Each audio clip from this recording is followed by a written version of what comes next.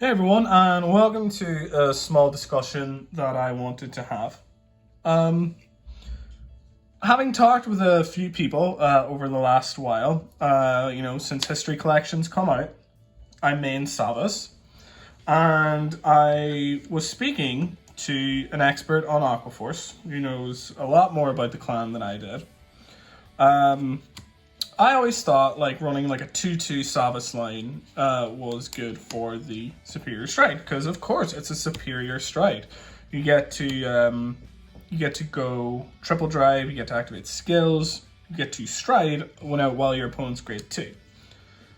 However, once my friend kind of told me everything that you can do, all the toolboxy kind of things that thavas has, and kind of made me lose that, superior stride tunnel vision. I was instantly I need to talk about this. I need to let people know. People at my locals were just being like, what are you doing? No, of course you want to, superior stride. But let me give you the reasons why V thavas is just leagues above G thavas in every way. So for a side-by-side comparison, I will pit both cards side by side. And V thavas, when you have 3 or more rested, you can superior ride into Lambros. And that's just brilliant for a few number of reasons. If you don't have anything to stride, if you're running low on options, you cannot stride. And let's say you're playing against Gridora, all of your units are rested. You did your turn. You can just go, okay, I've met the conditions for the Lambros. Okay, so I'm gonna discard this card in my hand. Boom. Moving into battle, you have a fully standing board where you would have had to use tons of resources, put out cards that you really didn't want to put out, and now you don't. You have the Lambros.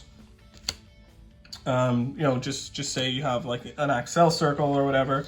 Now you can use cards. Now you can use the cards that you have on your field. And Lambros is quite a good skill. Like you get to restand a column. Like when you attack, boom, you counterblast, soul blast, you get to restand a column. And that's really, really good. Tidal Bore, on the other hand, it does give you your 2 XLs, either or.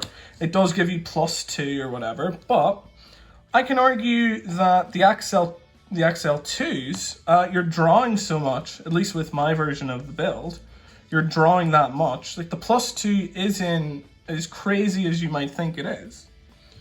So if you're using Lambros, I personally like going Force 1 because, you're swinging more. You're swinging with bigger numbers. It's more awkward for your opponent to guard. So it's just a lot better versatility-wise because, again, if you're fighting Gridora, I'll put Gridora up on the screen for its effect. You cannot stand anything. You cannot stand your Vanguard. You cannot stand your rear guards. And boom, well that's okay because you have your V thavas and you can just stand everything anyway during your battle phase. It's fine, you're absolutely sweet. And Tidal Bore lets you call something, but lets you call something if it's the 3rd attack or more, so it's attack number specific. It's the wave ability essentially, which is not amazing. So I'm gonna call the top card of my deck. Oh, it's a 4K beater. It's bumper shitter. It's a critical that I could have, drawn but now it has to be in the field where it can't be in my hand to guard. I cannot defensively use it as a damage trigger for next turn.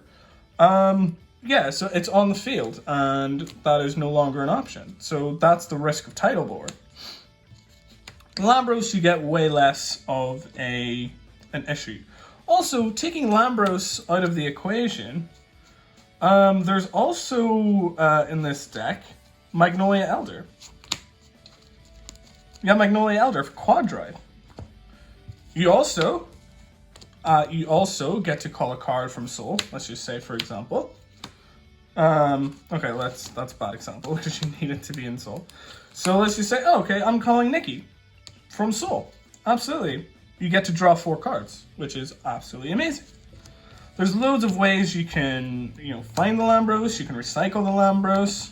Okay, if you're able to call a Nikki, during your main phase, you can just rest it, Lambros, bottom of the deck, and then just Soul Charge. Boom, it's back in the deck. Now you can move into battle, do your thing, call the, let's just say, call the Lambros. It's very versatile. And if you can't stride, or, you've kind of just burned through a ton of resources that maybe striding isn't the best thing. Maybe you have like a grade 3 that you're like, oh, I need to like discard this for stride. But if I do that, I won't have enough board presence. Well, Lambros kind of gets rid of that. So I just thought I'd do this video just to show you my reasoning anyway for why the Lambros is leagues above Tidal board. So I just love to have like a discussion maybe in the comments or something. What XLs do you guys run? But yeah, that's my argument for why Lambros is a lot better for your first turn than Tidal board. So I'd like to thank you all for watching, guys. Don't forget to like, comment, and subscribe, and I will see you guys in the next video.